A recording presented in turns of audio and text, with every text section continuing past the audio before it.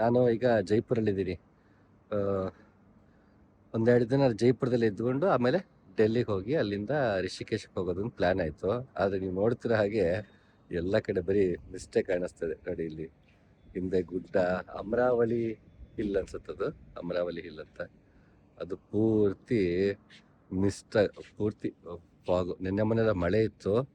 ಲಬಾನ್ ಅನ್ನೋ ಊರ ಹತ್ರ ರಸ್ತೆ ಕೂಡ ಮುಚ್ಚೋಗ್ಬಿಟ್ಟಿತ್ತು. ನನಗೂ ಗಾಡಿ ಓಡಿಸೋಕೆ ಕಷ್ಟ ಆಗಿ ಅಲ್ಲಿಂದ ಕೋಟಾಗೆ ಬಂದು ಸ್ಟೇ ಆಗಿ ಒಂದಿನ ಅಲ್ಲಿದ್ದು, ಅಲ್ಲಿಂದ ಕೋಟಾಯಿಂದ ಬುಂಡಿ, ಅಲ್ಲಿಂದ ಟೋಂಕಿಂದ ಜೈಪುರಕ್ಕೆ ಬಳಸ್ಕೊಂಡು ಬಂದಿದ್ದಾಯಿತು. ಮಜಾ ಇತ್ತು, ಚೆನ್ನಾಗಿದೆ ವ್ಯೂ ಇಲ್ಲಿಂದ. ಆ ಕಡೆ ಏರ್ಪೋರ್ಟ್ ಇದೆ, ಅದು ಪೂರ್ತಿ ಫಾಗಲ್ಲಿ ತುಂಬಿದೆ. ಇದು ಲೀಲಾ ಪ್ಯಾಲೇಸ್ ಅನ್ಸುತ್ತೆ, ಅಥವಾ ಅದು ಎದುರುಗಡೆ ಇರಬೇಕು, ನಾನು ಗಮನಿಸಿಲ್ಲ.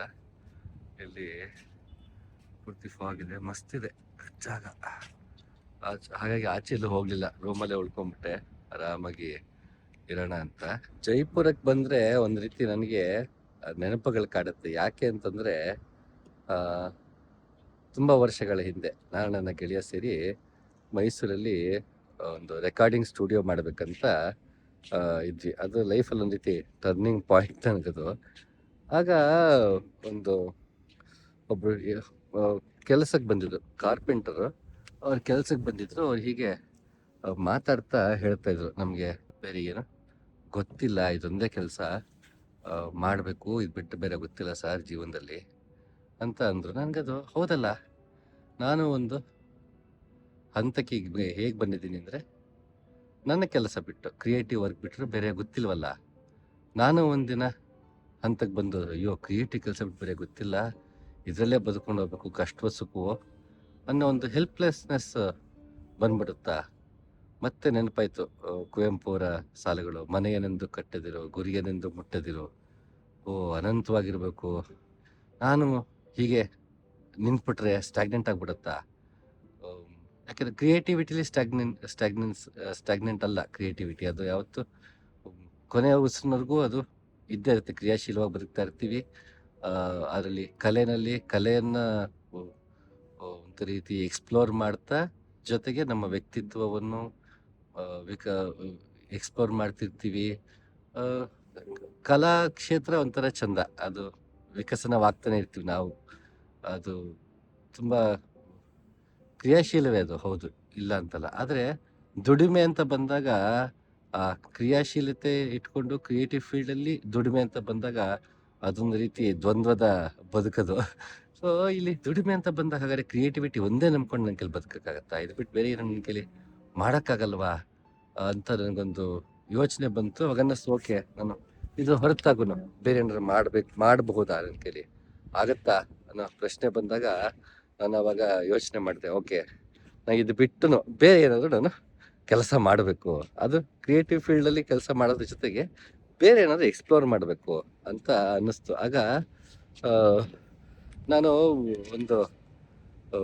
ನಾನು PUC ಡಿಗ್ರಿನಲ್ಲಿದ್ದಾಗ ಈವ್ನಿಂಗ್ ಕಾಲೇಜ್ ಓದ್ಕೊಂಡು ನಾನು ಕೆಲ್ಸಕ್ಕೆ ಹೋಗ್ತಿದ್ದೆ. ಅವಾಗ ಸೋಲಾರ್ ವಾಟರ್ ಹೀಟರು, ಮತ್ತೆ ಅವಾಗ ಇನ್ನು ಈ ಇನ್ಬಿಲ್ಟ್ ಸಿಮ್ ಇರೋಂಥ ಫೋನ್ ಬರ್ತಿತ್ತು, GSM ಮತ್ತೆ ಇನ್ನೇನು ಅಂತಾರೆ, CDMA ಫೋನ್ ಅಂತಾರೆ, ಕರೆಕ್ಟ್, CDMA ಫೋನ್ ಅಂತ. ಸೊ ಅದು ಅವಾಗಿನ ಹೊಸದಾಗಿ ಬಂದಿತ್ತು. ರಿಲಯನ್ಸು, ಟಾಟಾ ಡೊಕೊಮೊ ಬಂದಿತ್ತು ಅವಾಗ, ರಿಲಯನ್ಸು ಮತ್ತು ಟಾಟಾದವ್ರದ್ದು. ಸೊ ಅದ್ರದ್ದು ಮಾರ್ಕೆಟಿಂಗ್ ಎಲ್ಲ ಹೋಗಿದ್ದು ನೆನಪಿತ್ತು. ಮತ್ತು ಸೋಲಾರ್ ವಾಟರ್ ಹೀಟರ್ ಮಾರ್ಕೆಟಿಂಗೆಲ್ಲ ಕೆಲ್ಸಕ್ಕೆ ಹೋಗ್ತಿದ್ದೆ. ಸೊ ಮಾರ್ಕೆಟಿಂಗ್ ಸ್ಕಿಲ್ಸ್ ನನಗೆ ಇದೆ. ನಾ ಮತ್ತೆ ಸೇಲ್ಸಲ್ಲಿ ಮತ್ತೊಂದರಲ್ಲಿ ನಾ ಪ್ರಯತ್ನ ಪಡ್ಬೋದಲ್ಲ, ಹೇಗಿದ್ದು ಅದು ಮಾಡಿದ್ದೀನಿ ಜೀವನದಲ್ಲಿ ಅಂತ ಅನಿಸಿ ಒಂದು ತೊಳಲಾಟ ಇತ್ತು. ಆಯ್ತು, ಯಾವ್ದನ್ನ ನಾನು ಮಾರ್ಕೆಟ್ ಮಾಡ್ಬೋದು, ಯಾವ್ದನ್ನ ಸೇಲ್ ಮಾಡ್ಬೋದು ಅಂತ ಯೋಚನೆ ಬಂದಿದ್ದು. ಇದೇ ಒಂದು ಗುಂಗಲ್ಲಿದ್ದೆ. ಆಗ ಹಂಪಿಗೆ ಹೋಗಿದ್ದೆ. ಅಲ್ಲಿ ನನ್ನ ಗೆಳೆಯ ಸಂದೀಪ್ ಅಂತ, ಇನ್ನೊಬ್ರು ರಾಮ್ ಅಂತೇಳಿ, ಅವರು, ನಾನು ಮಾತಾಡ್ತಾ ಕೂತಿದ್ದಾಗ ಅವ್ರದ್ದೇ ಅಂಗಡಿಗಳಿದೆ ಅಲ್ಲಿ ಹಂಪಿನಲ್ಲಿ. ಒಬ್ರು ಬಟ್ಟೆಗಳು ಮಾರ್ತಾರೆ, ಇನ್ನೊಬ್ರು ಜೈಪುರದ ಹ್ಯಾಂಡ್ ಬ್ಯಾಗ್ಸ್ ಮಾರ್ತಿದ್ರು. ಮಾತಾಡ್ತಾ, ಸರಿ ನಮ್ಮ ಪ್ರಾಡಕ್ಟ್ಸ್ ತಗೊಂಡೋಗು ನೀ ಅಲ್ಲಿ ಮಾರ್ಕೆಟಿಂಗ್ ಮಾಡ್ಕೊಂಡಲ್ಲಿ ಸೇಲ್ ಮಾಡು ಅಂತ. ನಾನು ಸರಿ ಆಯ್ತು ಅಂತ ಹೇಳಿ ಶೈಲಿ ಅಂತ ಹೆಸರಿಟ್ಟು ಬ್ಯಾಗ್ಸು ಮತ್ತೆ ಬಟ್ಟೆ ಎಲ್ಲ ಮಾರಬೇಕು ಅಂತ ಡಿಸೈಡ್ ಮಾಡಿದೆ. ಇನ್ನು ಶಾಪ್ ಮತ್ತೆ ಓಪನ್ ಮಾಡೋಕ್ಕಂತೂ ಆಗಲ್ಲ, ಆರ್ಥಿಕವಾಗೂ ಸ್ವಲ್ಪ ಸಮಸ್ಯೆಲಿದ್ದ ಸಮಯ ಅದು. ಓಕೆ, ಏನು ಮಾಡ್ಬೋದು, ಸರಿ ಫೇಸ್ಬುಕ್ಕಲ್ಲಿ ಹಾಕೋಣ ಆ, ಅದನ್ನ ಪ್ರಮೋಟ್ ಮಾಡೋಣ. ವಾಟ್ಸಪ್ ಇನ್ನೂ ಆಗಿನ ಬಂದಿತ್ತು, ಸೊ ವಾಟ್ಸಪ್ಪಲ್ಲಿ ಎಲ್ರಿಗೂ ಇಮೇಜಸ್ ಕಳಿಸ್ಬೋದು. ಸೊ ಯಾರಿಗೆ ಸೇಲ್ ಮಾಡಬೇಕು, ನಾನು ಒಂದು ನಿರ್ಧಾರ ಮಾಡಿದೆ, ಯಾವುದೇ ಕಾರಣಕ್ಕೂ ಮೊದಲು ನಾನು ಮಾರೋದನ್ನ ಗೆಳೆಯರಿಗೆ ಮತ್ತೆ ಫ್ಯಾಮಿಲಿ ಮೆಂಬರ್ಸ್ಗೆ ನಾನು ಮಾರೋದಿಲ್ಲ. ಯಾಕೆಂದ್ರೆ ಸೇಲ್ಸ್ ಅಲ್ಲಿ ಇದ್ದನದಿಂದ ನನಗೆ ಜನರನ್ನ ಪರಿಚಯ ಮಾಡ್ಕೊಳ್ಳೋದು, ಅವ್ರಿಗೆ ಪ್ರಾಡಕ್ಟ್ ಸೇಲ್ ಮಾಡೋದು ಗೊತ್ತಿದ್ದರಿಂದ ಮತ್ತೆ ನಾ ಕಂಫರ್ಟ್ ಝೋನ್ಗೆ ಹೋಗೋದು ಬೇಡ. ನನ್ನ ಪರಿಚಯದವರಿಗೆ ಫಸ್ಟ್ ಸೇಲ್ ಮಾಡಿಬಿಟ್ಟು ಅಂತ ಕಂಫರ್ಟ್ ಝೋನ್ಗೆ ಹೋಗೋದು ಬೇಡ. Let me explore. ನಾ ಮೊದಲಷ್ಟೇ ಈಗಲೂ ಅಷ್ಟೇ ಶಕ್ತನಾಗಿದ್ದೀನ. ಅದು ನಾನು ಸೇಲ್ ಮಾಡಬಲ್ಲೆ ಈಗಲೂ ಪ್ರಾಡಕ್ಟ್ಸ್ನ ಅನ್ನೋಷ್ಟು ನನ್ನೇ ಹೊರೆ ಹಚ್ಚಿ ನೋಡ್ಕೋಬೇಕಿತ್ತು. I wanted to test my metal.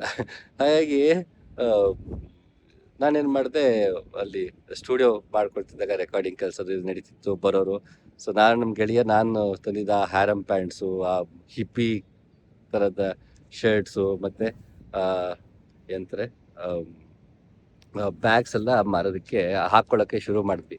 ಹೋಗೋ ಬರೋ ಜನ ಎಲ್ಲ ದಾರಿಯಲ್ಲಿ ಸಿಗೋರು ಮತ್ತು ನಮ್ಮ ಸ್ಟುಡಿಯೋಗೆ ಬರ್ತಿದ್ದವರೆಲ್ಲ ಕೇಳೋಕ್ಕೆ ಶುರು ಮಾಡಿದೆ, ಚೆನ್ನಾಗಿದೆ, ಎಲ್ಲಿ ತೊಗೊಂಡು ಅಂತ. ನಾನು ಅವಾಗ ಇದು ನಾನೇ ಸೇಲ್ ಮಾಡ್ತೀನಿ ಅಂತ ಪ್ರಮೋಟ್ ಮಾಡೋಕ್ಕೆ ಶುರು ಮಾಡಿದೆ. ಯಾಕೆ ಇದನ್ನು ಹೇಳ್ತಿದ್ದೀನಿ ಅಂತಂದರೆ, ನನ್ನ ಒಂದು ಕಂಫರ್ಟ್ ಝೋನ್ಗೆ ಹೋಗೋದಿರುತ್ತಲ್ಲ, ಪ್ರತಿಯೊಬ್ಬನು ನಮ್ಮದೇ ಆದಂಥ ಒಂದು ಕಂಫರ್ಟ್ ಝೋನ್ಗೆ ಹೋಗ್ಬಿಡ್ತೀವಿ. ಆ ಕಂಫರ್ಟ್ ಝೋನಲ್ಲಿ ನಾವು ಒಂದಷ್ಟು ಎಬಿಲಿಟೀಸ್ನ ಕಳ್ಕೊಳ್ಳೋಕೆ ಶುರು ಮಾಡಿಬಿಡ್ತೀವಿ. ಕಂಫರ್ಟ್ ಝೋನ್ ಅನ್ನೋದು ಭಾರಿ ಒಂದು ರೀತಿ ಒಂದು ವಯಸ್ಸಾದ್ಮೇಲೆ ಬೇಕು ಅನಿಸುತ್ತೆ, ಬಟ್ ಅದು ನಾವು ಆ ಕಂಫರ್ಟ್ ಝೋನಲ್ಲಿ ಎಷ್ಟು ಇನರ್ಷಿಯಾ ಪಡಿತೀವಿ, ನಾವೆಷ್ಟು ತಾಮಸವಾಗ್ತಾ ಹೋಗ್ಬಿಡ್ತೀವಿ, ನಿಂತ ನೀರಾಗ್ಬಿಡ್ತೀವಿ ಅನ್ನೋದ್ರ ಬಗ್ಗೆ ನಮಗೆ ಎಚ್ಚರಿಕೆ ಇರಬೇಕು. ಸೊ ಆ ರೀತಿ ನಾನು ಶರ್ಟ್ಸು ಬ್ಯಾಗ್ ಎಲ್ಲ ಸೇಲ್ ಮಾಡ್ತಾ ಕೊನೆಗೆ ಏನು ಮಾಡಿದೆ, ಓಕೆ ನಾನು ಅಂಗಡಿ ಅಂತೂ ಇಡಕ್ಕೆ ಹೋಗಲ್ಲ, ಏನು ಮಾಡೋಣ, ಓಕೆ ನೀವು ಮನೇಲೇ ಶಾಪ್ ಮಾಡ್ಬೋದು, ಯಾರಿಗೆ ಇಷ್ಟ ಆಗುತ್ತೋ ಕೆಲವು ಬಟ್ಟೆಗಳು ಇಂಥವೆಲ್ಲ ನಂಗೆ ವಾಟ್ಸಪ್ ಮಾಡಿದ್ರೆ ನಾನೇ ನಿಮ್ಮ ಮನೆಗೆ ಬಂದು ಆ ಬ್ಯಾಗ್ಸು ಆ ಬಟ್ಟೆ ಎಲ್ಲ ತೊಗೊಂಬರ್ತೀನಿ. ಸೊ ನೀವು ಅಲ್ಲೇ ಟ್ರಯಲ್ ಮಾಡಿ ಅಲ್ಲೇ ಶಾಪ್ ಮಾಡ್ಬೋದು ಅಂತ ಒಂದು ಕಾನ್ಸೆಪ್ಟ್ ತೊಗೊಂಡು ಅವಾಗ ಯಾರ್ಯಾರು ಪರ್ಚೇಸ್ ಮಾಡ್ತಾರೆ ಅವ್ರಿಗೆಲ್ಲ ಹೇಳಕ್ಕೆ ಶುರು ಮಾಡಿದೆ. ಸೊ ಎಷ್ಟೋ ಜನ ಅವ್ರ ಆಫೀಸ್ಗೆ ಕರೆಯೋರು, ರಿಯಲ್ ಎಸ್ಟೇಟ್ ಆಫೀಸ್ಗಳಿಗೆ, ಅವ್ರ ಮನೆಗಳಿಗೆ ಕರೆಯೋರು. ಕೆಲವರು ತಗೋತಿದ್ರು, ಕೆಲವರು ತಗೋತಿರ್ಲಿಲ್ಲ. ಅದು part and parcel of sales, ಅದು ಇದ್ದಿದ್ದೆ ಅದು. ಸೊ ಆ ರೀತಿ ಮಾಡ್ತಾ ಹೋದೆ. ಆಮೇಲೆ ಒಂದಿನ ಸೈಲೆಂಟ್ ಶೋರ್ ಅಂತ ಅಲ್ಲಿ ಮೈಸೂರಲ್ಲಿ ದಸರಾ ಸಮಯ. ಸೊ ಎಲ್ಲ ಕಡೆಯಿಂದ ಬರ್ತಾರಲ್ಲ ಜನ, ಬೇರೆ ಬೇರೆ ದೇಶಗಳಿಂದ, ರಾಜ್ಯಗಳಿಂದ, ಊರಿಂದೆಲ್ಲ ಬರ್ತಾರೆ. ಸೊ ಅಲ್ಲೂ ನಾನು ಸೇಲ್ ಮಾಡ್ಬೋದಲ್ಲ ಅಂತ ಅಲ್ಲೂ ಹೋಗಿ ಮ್ಯಾನೇಜರ್ ಜೊತೆ ಮಾತಾಡಿ, ಇಲ್ಲಿ ಫ್ಲೀ ಮಾರ್ಕೆಟ್ ಕಾನ್ಸೆಪ್ಟ್ ಮೈಸೂರಿಗೆ ಇನ್ನೂ ಬಂದಿರಲಿಲ್ಲ ಆಗ. ಸೊ ಫ್ಲೀ ಮಾರ್ಕೆಟ್ ಕಾನ್ಸೆಪ್ಟಲ್ಲಿ ಮಾಡ್ಬೋದಲ್ಲ ಅಂತ ಕೇಳಿ, ಅಲ್ಲಿ ರೆಸ್ಟೋರೆಂಟ್ ಪಕ್ಕ ಒಂದು ಅವರೇ ಪಾಪ ಫ್ರೀಯಾಗಿ ಟೆಂಟ್ ಹಾಕ್ಕೊಟ್ರು, ಒಂದು ಕ್ಯಾನಪಿ ಹಾಕ್ಕೊಟ್ರು. 6-7 ಡೇಸ್ ನಾನಲ್ಲಿ ದಸರಾ ಸಮಯದಲ್ಲಿ ಆ ಪ್ರಾಡಕ್ಟ್ಸ್ನೆಲ್ಲ ಡಿಸ್ಪ್ಲೇ ಮಾಡಿ ಅಲ್ಲಿ ಮಾರಾಟಕ್ಕೆ ಇಟ್ಟಿದ್ದೆ.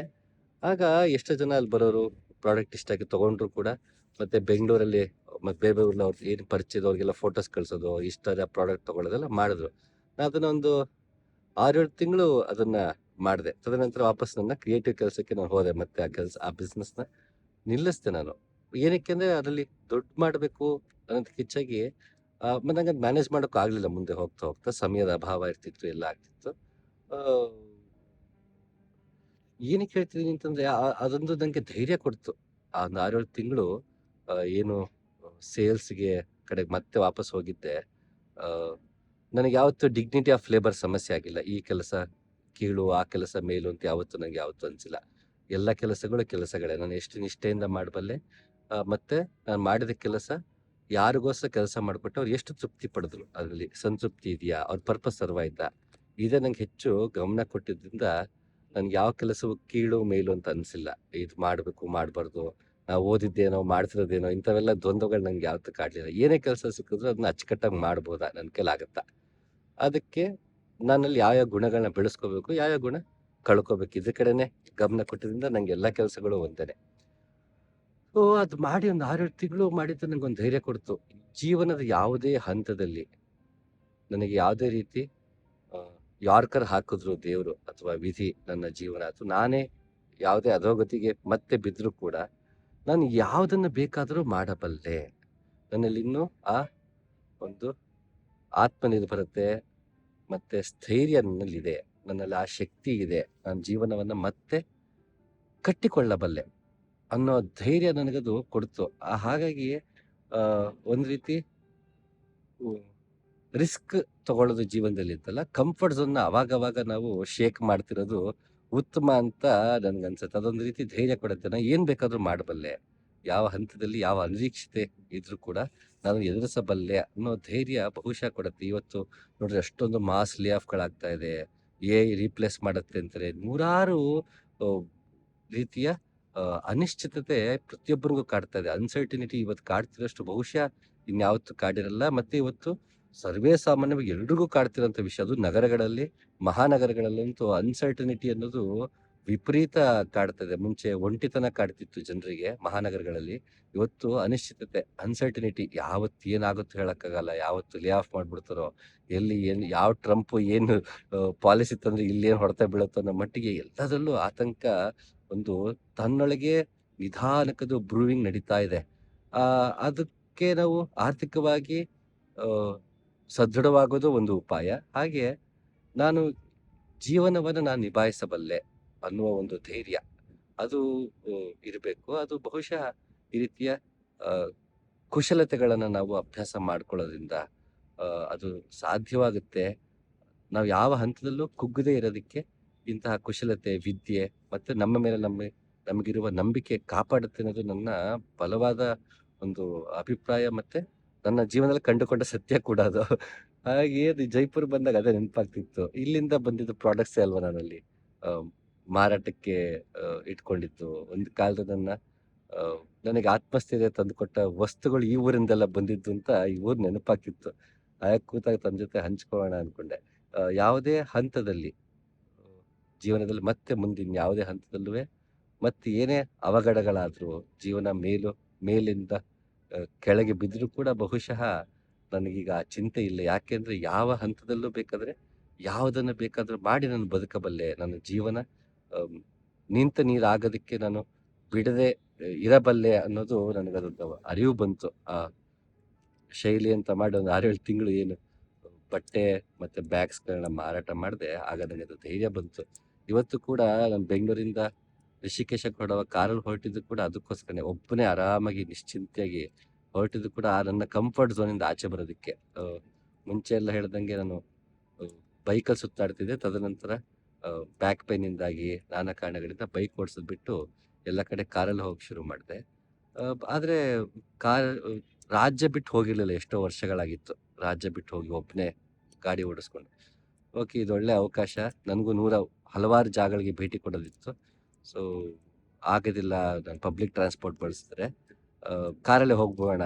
ಅವಾಗ ಎಲ್ಲಂದೆಲ್ಲ ನಿಲ್ಲಿಸ್ಕೋಬೋದು ಗಾಡಿ ಅನ್ನೋ ಒಂದು ಸ್ವಾತಂತ್ರ್ಯ. ಆ ಸ್ವಾತಂತ್ರ್ಯ ಜೊತೆಗೆ ಕಂಫರ್ಟ್ ಝೋನಿಂದ ಹೊರಗೆ ಬರೋದು. ಓಕೆ, ಇವತ್ತು ನನ್ನ ದೇಹ ಬಹುಶಃ ಎಷ್ಟು ಥ್ರೆಶೋಲ್ಡ್ ತಡೆಯಬಲ್ಲದು, ಇವತ್ತು ನಾನು ಎಷ್ಟು ಶಕ್ತನಾಗಿದ್ದೀನಿ, ಇವತ್ತು ಕೂಡ ಒಬ್ಬನೇ ಎಲ್ಲ ಕಡೆ ಆರಾಮಾಗಿ ನಿಶ್ಚಿಂತ ಹೋಗ್ಬರಕ್ಕೆ ನನಗೆ ಸಾಧ್ಯ ಇದೆಯಾ, ಇವತ್ತು ನನ್ನ ದೇಹ ಮತ್ತು ಮನಸ್ಸು ಇವತ್ತು ಕೂಡ ಸಪೋರ್ಟ್ ಮಾಡುತ್ತಾ, ನನ್ನ ಪರೀಕ್ಷೆ ಕೂಡ ಮಾಡ್ಕೋಬೇಕಿತ್ತು. ಇದು ಒಂದು ರೀತಿ ಆಗಾಗ ಈ ನಾವು ಡಾಕ್ಟರ್ ಹತ್ರ ಹೆಲ್ತ್ ಚೆಕಪ್ ಹೋಗ್ತೀವಿ, ಮತ್ತೊಂದಕ್ಕೆ ಹೋಗ್ತೀವಿ. ಬಟ್ ಲೈಫ್ ಚೆಕಪ್ಗೆ ನಾವು ಹೋಗೋದೇ ಇಲ್ಲ. ಆ ರೀತಿ ನನಗಿದು ಒಂದು ರೀತಿ ಲೈಫ್ ಚೆಕಪ್ ಕೂಡ ಹೌದು ನನಗಿದು. ಸೊ ಪ್ರತಿಯೊಬ್ಬನು ತಮ್ಮ ತಮ್ಮ ಲೈಫ್ ಚೆಕಪ್ ಮಾಡ್ಕೊಳ್ಳೋದು ತುಂಬಾ ಉತ್ತಮ. ಅದಕ್ಕೆ ನಾನ್ ಮಾಡಿದಾಗ ಎಲ್ರು ಮಾಡ್ಬೇಕು ನಾನು ಕೇಳ್ತಾ ಇಲ್ಲ. ನನ್ನ ಜೀವನದಲ್ಲಿ ಅನ್ಸಿದದು. ಓಕೆ, ನಾನು ನನಗಿಂತ ಹೊರತಾಗಿ, ನನಗೆ ಗೊತ್ತಿರೋದಕ್ಕಿಂತ ಹೊರತಾಗಿ ಬೇರೆ ಏನಾದ್ರು ಮಾಡಿ ನಾನು ಬದುಕಬಲ್ಲೆನ. ಗೆಲ್ಲಬಲ್ಲೆನ ಇಸ್ ಎ ಡಿಫ್ರೆಂಟ್ ಥಿಂಗ್. ಬದುಕಬಲ್ಲೆನ. ಬದುಕಿದ್ರೆ ಆಮೇಲೆ ಗೆಲ್ಲೋದಕ್ಕೆ ಸಾಧ್ಯ, ಬದುಕಕ್ಕೆ ಆಗಿಲ್ಲ ಅಂದ್ರೆ ಗೆಲ್ಲೋದಕ್ಕೆ ಕಷ್ಟ. ಹಾಗಾಗಿ ಬದುಕೋದಕ್ಕೆ ನನ್ನ ಕೈಲಿ ಸಾಧ್ಯ ಆಗತ್ತ ಅನ್ನೋ ಪ್ರಶ್ನೆಗಳಿಗೆ ಪ್ರತಿ ಬಾರಿ ನಾನು ಹೌದು ಅನ್ನೋ ಉತ್ತರವನ್ನೇ ಪಡ್ಕೊಂತ ಬಂದು ನನಗೊಂದು ಆತ್ಮಸ್ಥೈರ್ಯ ಮೂಡಿದೆ.